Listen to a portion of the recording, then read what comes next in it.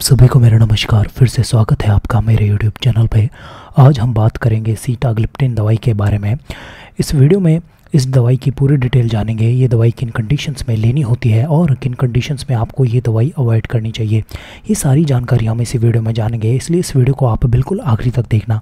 और आपने मेरे चैनल को सब्सक्राइब नहीं किया है तो प्लीज़ अभी सब्सक्राइब करें, क्योंकि इस चैनल पर आपको ए से लेकर जेड तक दवाइयों की सीरीज़ और काफ़ी हेल्थ टिप्स आपको देखने को मिलेगी।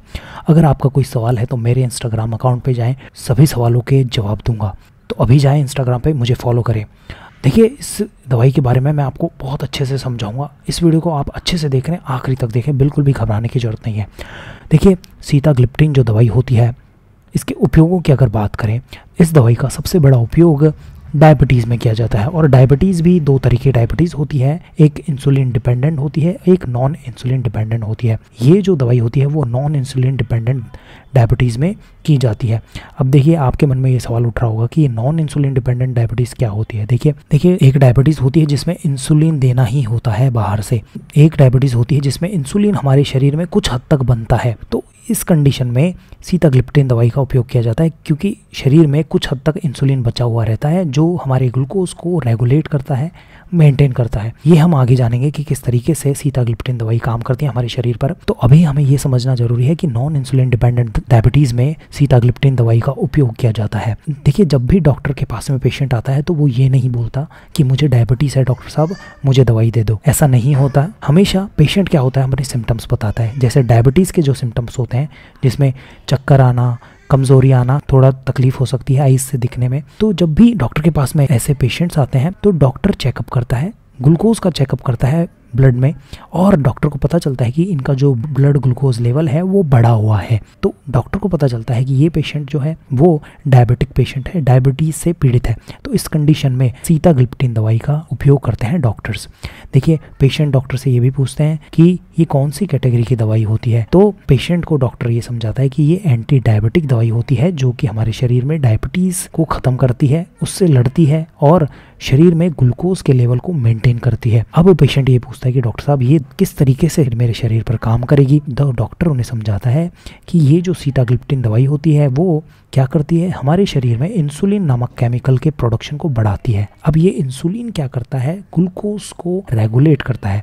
अब देखिए, डायबिटीज़ जो बीमारी होती है वो हाई ग्लूकोज की वजह से होती है। तो ये जो सीटाग्लिप्टिन होती है वो इंसुलिन का प्रोडक्शन बढ़ाकर ग्लूकोज को रेगुलेट करती है हमारे शरीर के अंदर। इसके अलावा ग्लूकागॉन के सिक्रीशन को भी घटाती है, जिससे ओवरऑल क्या होता है, ग्लूकोज का लेवल कम होता है हमारे शरीर में। इसके अलावा जो हिपैटिक मतलब लिवर के अंदर ग्लूकोज का जो प्रोडक्शन है उसको भी ये दवाई कम करती है। तो ओवरऑल इसका चारों तरफ काम होता है सीटाग्लिप्टिन का, और ये दवाई जो है वो असर करती है। देखिए, कई पेशेंट्स के मन में सवाल उठता है कि डॉक्टर साहब आपने ये सब कुछ समझा दिया, लेकिन इसकी डोज कितनी होती है, मैं कितनी डोज में से लूँ। तो डॉक्टर पेशेंट को समझाते हैं कि आप इसे ओरली ले सकते हैं, और अडल्ट्स में अगर बात करें तो 100 mg एक दिन के अंदर इसकी जो डोज है वो दी जाती है। देखिए, पेशेंट ये भी पूछता है कि डॉक्टर साहब मार्केट में इसकी क्या अवेलेबिलिटी रहती है, कैप्सूल्स अवेलेबल रहते हैं या फिर टैबलेट अवेलेबल रहती है। तो पेशेंट को डॉक्टर ये समझाते हैं कि इसकी टैबलेट्स अवेलेबल होती हैं 25, 50 और 100 mg की केमिस्ट की शॉप पर। डॉक्टर्स पेशेंट को ये भी समझाते हैं कि देखिए, अगर आपको टाइप 1 डायबिटीज़ है जो कि इंसुलिन डिपेंडेंट होती है, जिसमें इंसुलिन का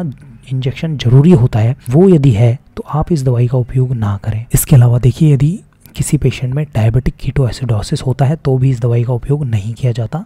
इसके अलावा यदि इस दवाई से पहले एलर्जी हुई है तो भी इस दवाई का उपयोग नहीं किया जाता। देखिए, इसके अलावा साइड इफेक्ट्स की अगर हम बात करें, इस दवाई को लेने के बाद में कई पेशेंट्स ये भी पूछ लेते हैं कि डॉक्टर कोई साइड इफेक्ट तो नहीं होगा। तो डॉक्टर उन्हें समझाते हैं कि देखिए, किसी किसी पेशेंट में हेड, पेट में थोड़ी गड़बड़ हो सकती है, पेट में थोड़ा डायरिया या फिर थोड़ा जीव खराब हो सकता है। इसके अलावा रेस्पिरेटरी इन्फेक्शन भी किसी किसी पेशेंट में देखने को मिलता है। ऐसा नहीं होता है कि हर पेशेंट में ये सारे साइड इफेक्ट्स देखने को मिले, किसी किसी पेशेंट में ही ये सारे साइड इफेक्ट्स देखने को मिलते हैं। इसलिए इस दवा का उपयोग आप डॉक्टर की सलाह से ही करें। देखिए, डॉक्टर इस दवाई को देने के बाद में ब्लड ग्लूकोज मॉनिटर करने के लिए सलाह देता है।